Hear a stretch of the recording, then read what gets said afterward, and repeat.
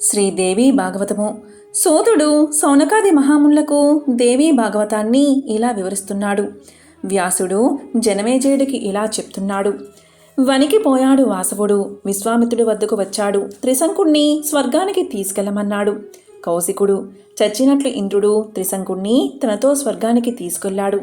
అది తెలిసి హరిశ్చంద్రుడు ఆనందించాడు. త్రిశంకుడి తర్వాత రాజైన హరిశ్చంద్రుడికి సంతతి లేదు. అతని పెద్ద భార్య శైబ్య హరిశ్చంద్రుడు వర్ణుడికి మొక్కు పెట్టుకోవడం సునస్సేపుడి కథ గతంలో చెప్పాను కదా, ఆ తర్వాతి కథ విను. ఆ విధంగా వర్ణుడి పీడ వదిలిందని తెలియగానే హరిశ్చంద్ర కుమారుడు రోహితుడు ధైర్యంగా ఇంటికి వచ్చేశాడు. రాజు ఆనందించాడు. ఒకసారి దేవేంద్ర సభలో వశిష్ఠుడు విశ్వామిత్రుడు హరిశ్చంద్రుడు గురించి వాదన పెరిగింది. వాడొక అబద్ధాల కోరు, కావాలంటే రుజువు చేస్తాను. నేను ఓడిపోతానా పుణ్యం మొత్తం నీకు దారబోస్తాను, నువ్వు ఓడిపోతేనా నీ పుణ్యం మొత్తం నాకు దారబోయి అన్నాడు విశ్వామిత్రుడు. సరే అన్నాడు వశిష్ఠుడు. విశ్వామిత్రుడు ఒక రాక్షసుణ్ణి సృష్టించాడు. వాణ్ణి అడవి పంది రూపంలో హరిశ్చంద్రుడి మీదకు పంపాడు. రాక్షస పంది దుర్భరంగా గోచిస్తూ హరిశ్చంద్రుడి వ్రణంలో చేరి నానా బీభత్సం చేయసాగింది. ఆ సంగతి తెలిసిన హరిశ్చంద్రుడు ధనుర్బాణాలేసుకుని పందిని వేటాడేందుకు బయలుదేరాడు. పంది పరిగెత్తింది. హరిశ్చంద్రుడు దాన్ని తరిమాడు. ఆ అడవి ఈ అడవి దాటుతూ అది అతన్ని ఒక కీకారణ్యంలోకి తీసుకెళ్ళింది. పంది మాయమైపోయింది. అందులో మంచినీళ్లు తాగాడు రాజు. గుర్రానికి తాగించాడు. రాజధాని పోదామని వెన్నుతిరిగేసరికి విశ్వామిత్రుడు ఒక వృద్ధ బ్రాహ్మణ వేషంలో వచ్చి హరిశ్చంద్రుడి గురించి అడిగాడు. ఆ మాయా బ్రాహ్మణుడికి తన కథంతా చెప్పాడు హరిశ్చంద్రుడు. ఆ ముసలి విప్రుడు ముసిముసి నవ్వులు నవ్వాడు. ఇది పుణ్యతీర్థం, సమయం చాలా బాగుంది. స్నానం చేసి పితృతర్పణ చెయ్యి. నీ దానంతో తృప్తిపడి మీ ఊరికి దారి చెబుతాను. నువ్వు నగరం చేరుకుందువు గాని అన్నాడు. బ్రాహ్మణుడు చెప్పినట్లే స్నానాధికాలు అవి ముగించాడు హరిశ్చంద్రుడు. నీకేం కావాలో కోరుకో అన్నాడు బ్రాహ్మణుడితో. నా కొడుక్కి పెళ్లి చెయ్యాలి, తగినంత ధనమియ్యి అన్నాడు బ్రాహ్మణుడు. సరే, రేపు నగరానికి వచ్చి తీసుకో అన్నాడు రాజు. మరునాడు బ్రాహ్మణుడు వెళ్ళాడు. మీ అబ్బాయి పెళ్లికి ఎంత కావాలి అని అడిగాడు రాజు. ఎంతో ఎందుకు, నీ రాజ్యమిస్తే చాలు అన్నాడు విప్రుడు. సరే తీసుకో అన్నాడు రాజు. ఎలా తీసుకోను, దక్షిణ లేకుండా దానమేమిటి అంచేత ఓ 2.5 కావిళ్ల బంగారం దక్షిణయ్యి, ఏదో దానితోటే సర్దుకుంటాను అన్నాడు ద్విజుడు. నిజమే, కానీ నా రాజ్యం మొత్తం నీకే ఇచ్చేశాను. దక్షిణ ఇవ్వడానికి నా దగ్గర ఏమీ లేదు, కొంచెం గడువివ్వు అని అర్థించి పట్టపుదేవి శైబ్య కొడుకు లోహితుడితో సహా కట్టుబట్టలతో కాశీ ప్రయాణమయ్యాడు మహారాజు. ఆ బ్రాహ్మణుడు తను కూడా వస్తా అన్నాడు.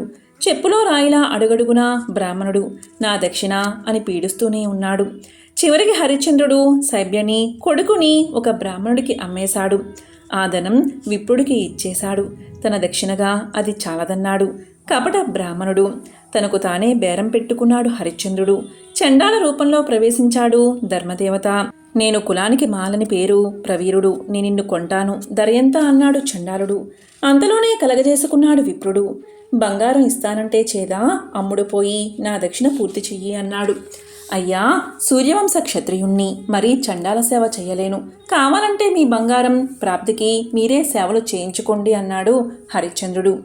సరే, నా సేవకుడివే అయితే నేను చెప్పినట్టు చెయ్యాలి, నోరు మోసుకుని పడుండు అని. ఓయి చండాలా, వీడికెంత ఇస్తావు అన్నాడు. ప్రయాగ దగ్గర 10 యోజనాల భూమి ఉంది నాకు, మొత్తం రత్నాలు పరిపించి ఇచ్చేస్తాను చండాల ప్రవీరుడు చెప్పాడు. ఉన్న పలంగా రత్నాలు గట్రా మాయా భూసుడి ముందు కుప్పపోశాడు. విశ్వామిత్రుడవి మూట కట్టుకున్నాడు. నీ రుణం తీరిపోయింది హరిశ్చంద్ర అంది ఆకాశవాణి. దేవతలు అతనిపై పూలవర్షం కురిపించారు. చండాల ప్రవీరుడు హరిశ్చంద్రుణ్ణి తనతో తీసుకెళ్లాడు. ముందు అమ్ముడుపోతానని చెప్పి తర్వాత అమ్ముడుపోను అన్నావు, ఇంకెప్పుడు అబద్ధమాడకు అంటూ అతన్ని కొట్టాడు. బందీఖానాలో పెట్టాడు. 4 రోజుల తర్వాత బయటకు తీశాడు. కాశీకి దక్షిణపు వైపు పెద్ద శ్మశానముంది. అదంతా మనదే. అక్కడ కాపలా ఉండి సవాల పన్ను వసూలు చెయ్యి. క్షణం కూడా అక్కడి నుంచి కదలకూడదు. ఈ దుడ్డు కర్ర పుచ్చుకుని వెళ్ళు.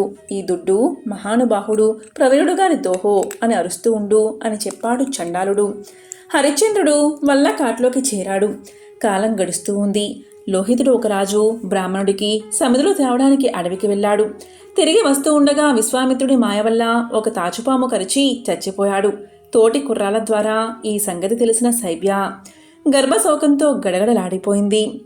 బ్రాహ్మణుడు ఆమెను శవం దగ్గరకు పోనివ్వలేదు. ఇంటి పనులన్నీ చేయించుకుని రాత్రయ్యాక వదిలాడు. తెల్లవారుజాముకల్లా వచ్చేయాలని చెప్పాడు. ఆ అర్ధరాత్రి కొడుకు శవం దగ్గర ఎడవసాగింది శైబ్య.